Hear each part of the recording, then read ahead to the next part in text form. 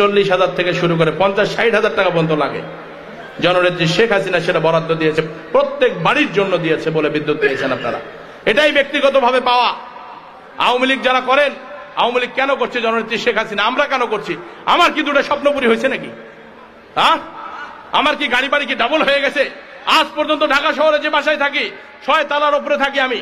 আমার বাসাতে এখন পর্যন্ত লিফট নাই, ওটা নিজের নামের ফ্ল্যাট নয়, এখন পর্যন্ত বড়প্পা টাকা দিয়ে রাখছে, সেই ফ্ল্যাটে থাকি আমি। আমি শিবলি সাদিক হলফ করে বলতে পারি এই অঞ্চলের মানুষের সঙ্গে কোনো বেইমানি করি নাই, আপনাদের টাকা নিয়ে সিনেমানি খেলে নেই আমি।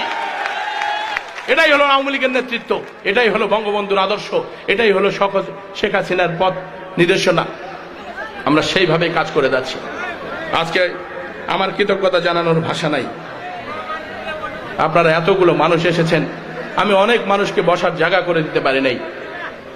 আছে অনেক মানুষ আপনারা এসেছেন, যানবাহনের ব্যবস্থা করে দিতে পারে নাই। আজকে আমার এই বক্তৃতা যেখানেই যারা শুনছেন, আমার এই বার্তাটুকু যারা আসতে পারে নাই, অনেক জায়গার মানুষ গাড়ির জন্য অপেক্ষা করেছে, যারা গাড়ি পায় নাই। আপনারা গিয়ে বলে দিয়েন আমার কথাটুকু। আমরা আমাদের এমপিগিরি চাই না, আমি ব্যক্তিগত শিবলি সাদিক এমপিগিরি চাই না, কিন্তু দিনাজপুর 6 আসনের মানুষের মুখে হাসি ফোটাবার জন্য যোগ্য নেতৃত্ব চাই। আমি এমন নেতৃত্ব চাই, এবং সেই নেতৃত্বই নির্ধারণ করবেন জননেত্রী শেখ হাসিনা। তার উপরে আস্থা বিশ্বাস সবকিছু আছে।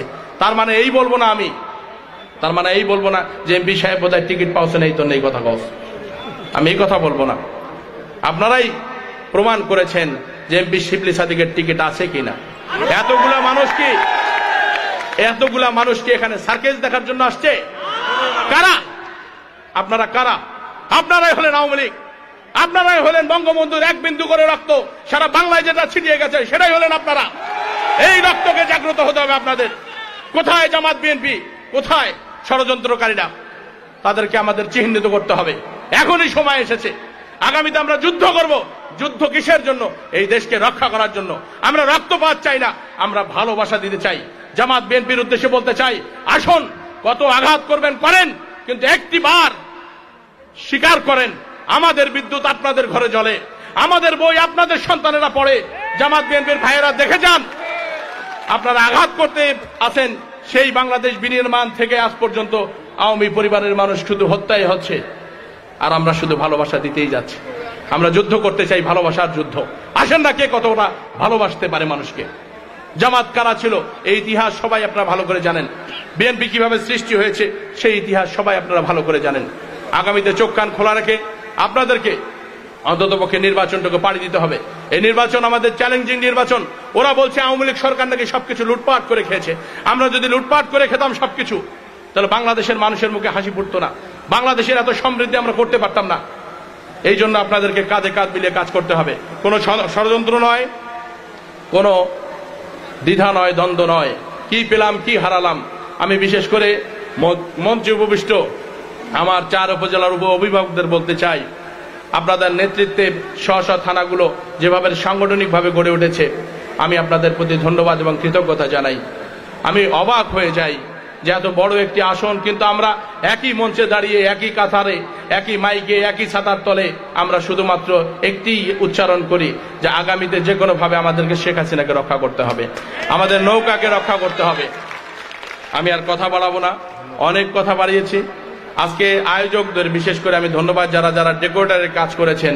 বারংবার এই ছেলেগুলো অনেক কষ্ট করে, 2 দিনের নোটিশে তারা এত কষ্ট করে।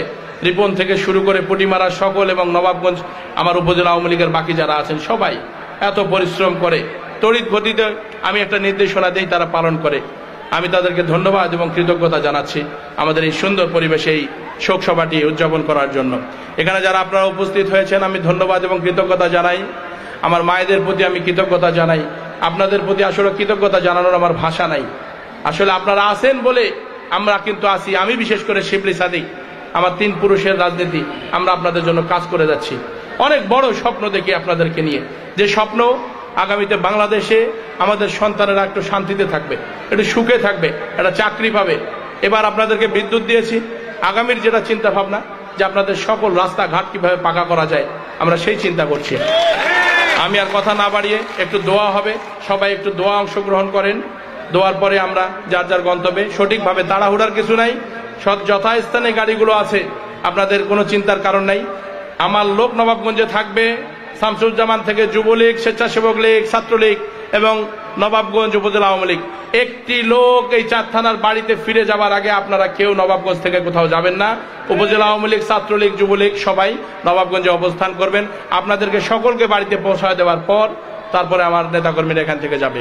আপনাদের প্রত্যেকের মঙ্গল কামনায় পরিশেষে একটি কথাই উচ্চারণ করতে চাই, তোমার আমার ঠিকানা পদ্মা, মেঘনা, যমুনা, নেত্রী মোদের হাসিনা, নৌকা ছাড়া বাসিনা।